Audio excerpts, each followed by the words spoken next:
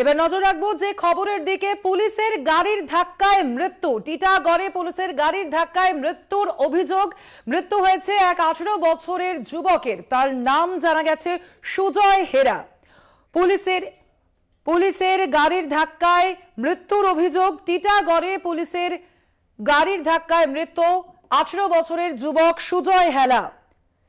পুলিশের গাড়ির ধাক্কায় মৃত্যুর অভিযোগ। এই মৃত্যুর ঘটনায় চাঞ্চল্য ছড়িয়েছে এলাকায়। পুলিশের গাড়ির ধাক্কায় মৃত্যুর অভিযোগ। এ বিষয়ে আমরা আরো বিস্তারিত জানবো। ফোন লাইনে রয়েছেন আমাদের প্রতিনিধি জয়ন্ত মজুমদার। জয়ন্ত, কিভাবে ঘটেছে এই দুর্ঘটনা, কি জানাচ্ছে পরিবার?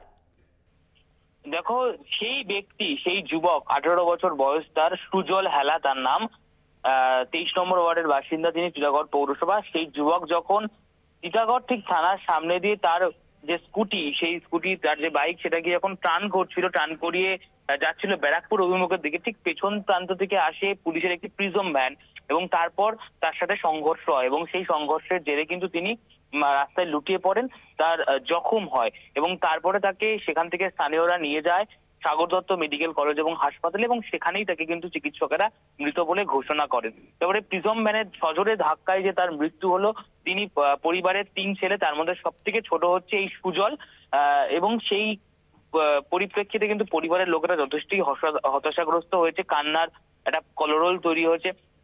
শুধু তাই নয়, তোমাকে আরো একটু জানিয়ে রাখি, এবং এই ঘটনার পর পাড়া প্রতিবেশী থেকে শুরু করে আত্মীয় স্বজন যারা, তারা কিন্তু রীতিমতো এসে বিক্ষোভ দেখায় টিটাগড় থানার সামনে এবং তারপর সেখানে কিন্তু ব্যারাকপুর পুলিশ কমিশনের যথেষ্ট তৎপর হয় এবং সেখানে কিন্তু পুলিশের র্যাব নামিয়ে দেওয়া হয় এবং তারা চাইছে, পরিবারের লোকের দাবি এবং আত্মীয় স্বজনেরও দাবি, পাড়া প্রতিবেশী সকলের দাবি, যে এই যে প্রিজম ভ্যানের ধাক্কায় তার মৃত্যু হলো, তাদের পরিবারকে যেন দেখে সরকার এবং তাদের পরিবারের পাশে যেন সরকার থাকে, সাহায্যের হাত বাড়িয়ে দেয়। এই দাবিতেই কিন্তু মূলত আজকে তারা আর্জি রেখেছে আমাদের সকলের সামনে।